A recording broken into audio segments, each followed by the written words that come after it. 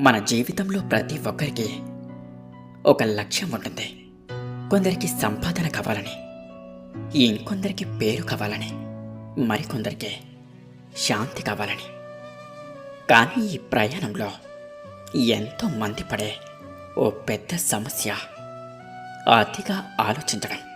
వేడి వేడి తేనీరు చేతిలో పట్టుకొని తెల్లవారుజామున ఒక్క రూపాయి కూడా సంపాదించలేదని బాధపడుతూ నా జీవితమే ఇలా సాగిపోతుందా అని ప్రశ్నించుకుంటూ మనం నిద్రలేని రాత్రులు ఎన్నో గడుపుతూ ఉంటాం.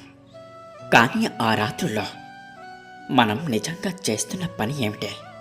సృష్టించుకుంటున్నాం కదా, సాధించడానికి ప్రణాళికలు వేస్తున్నాం. అస్సలు కాదు, కేవలం అతిగా ఆలోచిస్తున్నాం కదంటారా? అసలు అతి